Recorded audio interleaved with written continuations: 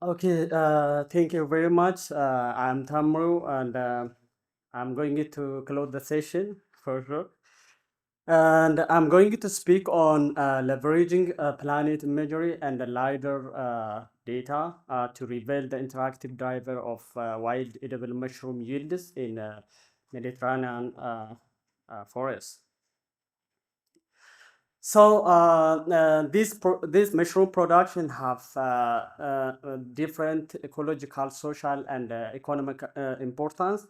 The products have also contributed almost all of the sustainable development goals, which is very important also to provide different ecosystem services, including the provisioning services, regulating services, as well as cultural and supporting services. So even though it has many important, but there are different ecological factors that affecting the mushroom yield production, including the fire, the forest vertical or horizontal structures, the forest stand characteristics, stand management, topography, as well as climate change, especially in Mediterranean region where the high climatic variability is existing. So these all multiple and interactive ecological factors have a strong influences on the mushroom yield production. So integrating high spatial temporal resolution remote sensing technology is very important to capture the intra-annual mushroom responses to these ecological factors. However, there is a lack of using this high spatial temporal resolution remote sensing to monitor intra-annual mushroom yield responses along these ecosystems. So the general objective of this work was to model wild edible mushroom yields using the optical and the LiDAR data along the in situ data. And specifically, we need to identify the most relevant variables as well as to assess the value of integrating the intra-annual vegetation dynamics that derived from high spatial temporal resolution planet imagery and the LiDAR data.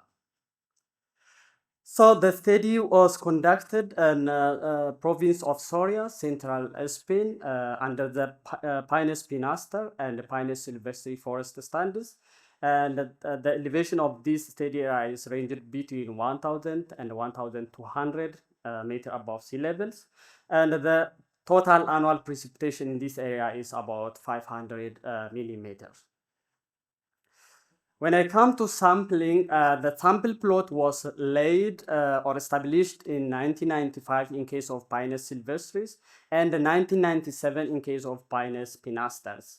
Of course, we used only 7 years time series data to align our data set with the planet lifespan and 18 plots and for Pinus sylvestris and 20 plots for Pinus pinaster were randomly distributed across the forests, and the area of the plot is about 150 square meters. Each plots were also fenced in order to protect them from different illegal harvesting. So the data set that we used in this study is the mushroom yield. Actually, it's a biomass that was collected weekly for a long period of times. The climatic data, including precipitation and the temperature that we obtained from the Spanish meteorological agencies. The seasonal vegetation index, which is just one image per season, that was derived from the planet, and we also computed the interseasonal vegetation index, which is NEDVI. Forest structural attributes, including canopy cover, canopy density, tree heights, are also obtained from PANOA, which was conducted in different time, 2017 and 2019. When I come to the modeling, we've actually followed two-step approaches to develop the model. The first one is selecting the variables based on the random forest algorithms. And then we fitting the models by using 17% of our data sets in this case. And the best model is selected based on the criteria like R square, IKK information criteria, And simultaneously, we also validate our models by using 30% of the data sets. And the model to validate the matrix that we used is R square, root mean absolute error, and the root mean square error. And again, we also do the test the residual distribution to know whether it is normally distributed or not. So when I come to the results, we computed the variable importance for different categories. The first one is any DVI difference between Ottoman and the summer is the most relevant variable from any DVI category, and the total precipitation over previous 2 years is the relevant variable from climatic category, and the tree height was most relevant from structural category. We also computed by combining all these categories and to see which is the most relevant. And again, any DVI difference between Ottoman and the summer was found the most relevant variable to predict mushroom yield.